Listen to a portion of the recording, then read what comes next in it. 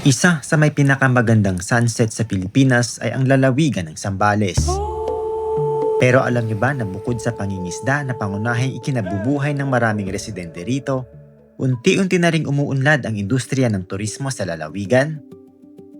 Ngayong araw, babaybayin natin ang kahabaan ng dalampasigan ng Kabanggan at San Felipe sa Zambales.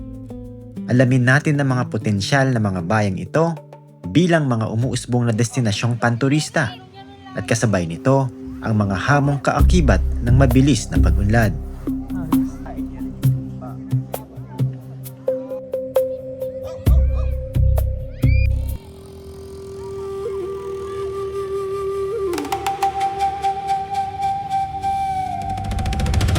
Matatagpuan ang Kabanggan at San Felipe sa kanlurang bahagi ng Luzon, nakaharap sa malawak na West Philippine Sea. Ito ang mahigit 3 kilometrong kahabaan ng dalampasigan na pinaghahati ng dalawang bayan. Banayad ang alon, malapad ang baybayin at kulay abong buhangin ang bumabalot sa pampang. Dito, abala hindi lamang ang mga residente kundi maging ang mga dumaraming turista. Nadaanan ko ang mga mangingisdang abala sa pag-ayos ng kanilang mga lambat bilang paghahanda sa pangingisda. Samantala, walang tigil ang mga turistang sakay ng mga ATV na binabaybay ang dalampasigan. Habang nagpapatuloy ako sa paglalakad, sunod-sunod naming nadaanan ang mga ATV na pinauupahan ng mga residente sa mga bumibisita sa lugar.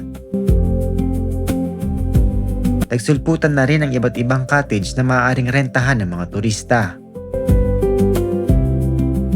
Unti-unti na ring umuunlad ang mga water activities tulad ng banana boat at iba pang recreational activities. Dahil sa lawak ng dalampasigan, masarap maglakad dito, maglaro ng beach volleyball o magpalipas lamang ng oras kasama ang pamilya at mga kaibigan. Nakasalubong ko ang grupo ng mga turistang ito na tila buong kahabaan ng dalampasigan ang kanilang binaybay. Hindi mo nakihilo pa ako kasi Maganda ba? maganda. Marami akong nakitang gwapo dyan. Actually. Kumusta yung beach? Okay. Okay. Wala nang alon. Wala alon. Mahaba ba yung Mahaba. Tapos, ayun, pwede maglaro doon. Nag-picture-picture ako kanina. Mababaw lang. Ngunit higit sa lahat, ang tunay na dahilan kung bakit nais balikan ng marami ang lugar na ito ay ang napakagandang tanawin ng paglubog ng araw.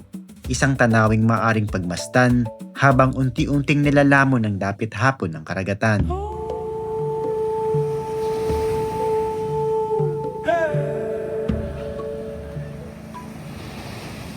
Nakatutuwang isipin kung paano unti-unting umuunlad ang turismo rito habang nananatiling pangingisda ang pangunahing kabuhayan ng mga residente.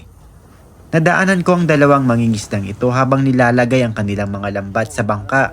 Nagkaroon ako ng pagkakataong tanungin sila tungkol sa pag-usbong ng turismo at kung paano ito nakaapekto sa kanilang pamumuhay. Wala naman pong conflict doon sa inyo. Wala naman. Saka kung may masira man sila, binabayaran. Binabayaran naman nila. Tapos Ngunit habang patuloy kong binabaybay ang dalampasigan, hindi ko rin maiwasang mapansin ang isa sa hamong kaakibat ng pag-unlad. Ang lumalalang problema sa basura.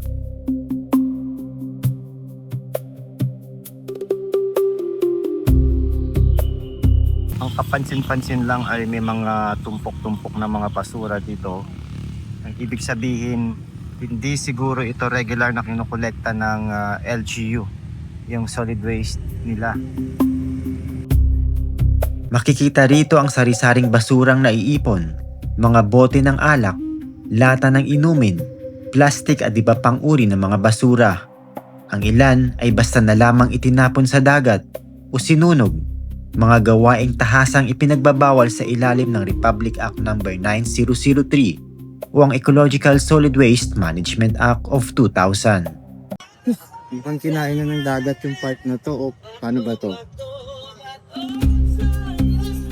Isa pa sa kapansin-pansing suliranin dito ay ang pagguho ng baybayin, dulot ng coastal erosion. Nadaanan ko ang isang kawani ng barangay na pinapatag ang bahaging ito ng dalampasigan upang maging ligtas ang pagbaba at pag-ahon ng mga bangka. Dahil sa patuloy na paghampas ng mga alon, nagmistulan na itong bangin.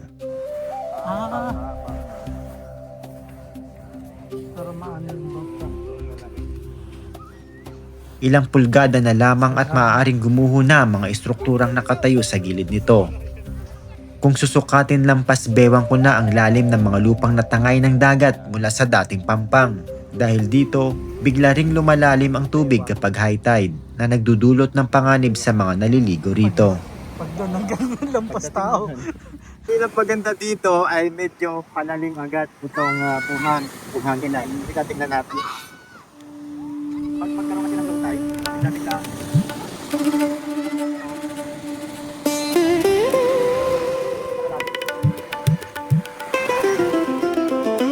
Sa pagpapatuloy ng aking paglalakad, nadaanan ko ang abandonadong strukturang ito na unti-unting nilalamon ng dagat. Makikita ang mga bahagi nitong unti-unting nawawasak dahil sa patuloy na pagguho ng baybayin. At sa bilis ng pagbabago ng dalampasigan, tila kaunting panahon na lamang ang hihintayin bago tuluyan itong bumigay.